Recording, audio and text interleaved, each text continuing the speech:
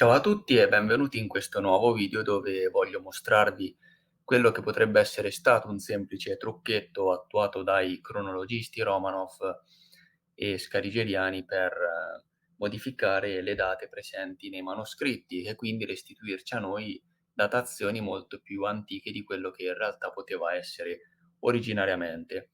E lo faremo prendendo in esame la data presente nella copertina del manoscritto dell'Edda di Snorri Sturluson, questo politico e storico islandese, probabilmente vissuto intorno al XII-XIII secolo, che ha contribuito a farci conoscere la storia dei vichinghi con la loro mitologia. E la copertina che voglio mostrarvi è questa qui. Presumo si tratti di una edizione più tarda, insomma, più recente. Per la datazione qui trascritta, ecco, dovrebbe essere decifrata meglio. Riesco a comprendere solamente questi 2 6, questo non so se è un 1 oppure una I, a me sembrerebbe più una lettera che una cifra, che un numero, però ecco, non so. E anche questa qui mi lascia un bel punto interrogativo perché non riesco a comprendere se è un 60 o si possa trattare, ehm, di un'altra cifra o di un simbolo, non lo so di preciso. Ma la data che a me ha catturato di più l'attenzione è questa qui, perché come vediamo innanzitutto conferma un po' quello che abbiamo detto nel precedente video intitolato "Attacco al tempo". Mi raccomando, se, te lo sei perso ti invito a recuperarlo. E come vediamo effettivamente è trascritta nella modalità, che abbiamo raccontato in quel video insomma, quindi con gli iniziali di parole più lunghe che venivano, poi abbreviate appunto, e a cui successivamente è stato dato un valore numerico. In questo senso, letta in questo modo, così presente, come vediamo ci sono dei segni che dividono molto bene una lettera dall'altra, abbiamo anno uguale XT, che starebbe per Cristo. Come abbiamo visto, la X era l'anagramma per il nome di Cristo più usato nel Medioevo, M che poteva indicare un attributo, un aggettivo grande, quindi magnus, magna, diviso dalla cifra, che è questa qui, 215. E quindi avremmo 215° anno dal grande Cristo. Sappiamo come molti manoscritti facevano partire la loro datazione dalla nascita di Cristo, data che nel Medioevo, aveva una tradizione differente perché era fissata al 1053. Sempre nel video di Attacco al tempo abbiamo visto come probabilmente ci fu uno slittamento iniziale di 100 anni che spostò di 100 anni indietro la datazione della nascita di Cristo e quindi dal 1100 più o meno, siamo arrivati dal 1152, ecco, siamo arrivati al 1053, data poi che è stata successivamente riveduta dai nuovi calcoli e dalle verifiche attuate da Fomenko e Nosovsky che l'hanno fissata appunto al 1152, e questa data combacia bene con la nascita dell'imperatore bizantino Andronico Comneno, vissuto intorno il XI-XII secolo appunto, e che presenta maggiori parallelismi con quella che è la figura di Gesù Cristo presente nei Vangeli.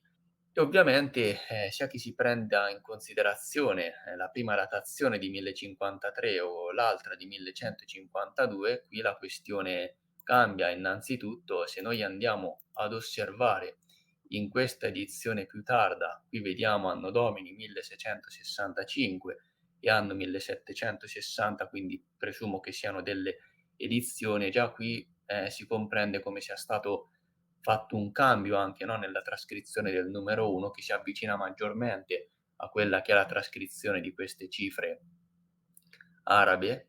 Qui, la questione cambia, perché innanzitutto notiamo che a questo punto la data è scritta in forma intera, però i simboli che separavano le differenti iniziali, sono stati eliminati, anche quei 2 punti che separavano la M dalla cifra.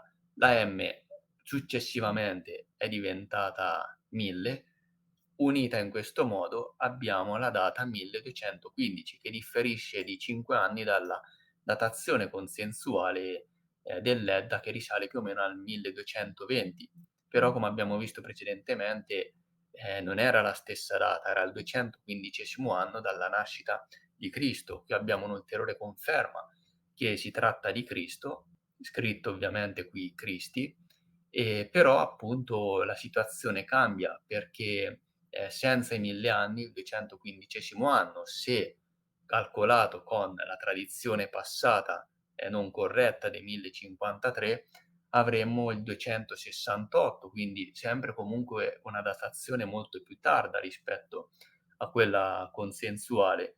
Ma se noi la calcoliamo con la nuova datazione che la fa risalire al 1152, quindi ci aggiungiamo 150 anni, arriviamo al 367, quindi il 215° anno dalla nascita di Cristo era il 367, con l'aggiunta dei 1000 anni, 1367, quindi siamo nel XIV secolo e questa potrebbe essere ehm, la prima datazione del manoscritto dell'Edda, che quindi non risalirebbe al XIII secolo, ma bensì, al XIV. E secondo me, ecco, questo è interessante. Volevo condividere con voi queste considerazioni. Mi raccomando, fatemi sapere cosa ne pensate sotto nei commenti. Come avete visto, questo è un semplice trucchetto che però ti permette di cambiare la forma della trascrizione. Se tu cambi la forma della trascrizione, cambia anche il suo significato e quindi noi avremo delle datazioni ancora più antiche rispetto a quello che sarebbero in realtà datazioni di manoscritti che in teoria erano molto relative, perché o partivano, diciamo, dalla nascita di Cristo, ma anche dallo stanziarsi di un re facente parte di magari una determinata casata regnante, ecco. Però, come abbiamo visto, le lettere che inizialmente erano divise da dei punti, poi sono state unite e questo ci ha dato delle date ancora più, grandi di quello che magari erano in origine, insomma. Ecco qua, spero che sia stato tutto chiaro. Mi raccomando, se il video vi è piaciuto vi invito a mettere mi piace, a seguirmi, mi raccomando commentate per fatemi sapere cosa ne pensate, così almeno cerchiamo di arrivarci insieme e se volete potete lasciare una donazione per permettere al canale anche di aumentare di qualità e di proseguire insomma, perché il vostro supporto è importantissimo, il canale va avanti soprattutto grazie a voi. Vi ringrazio e vi auguro una buona giornata.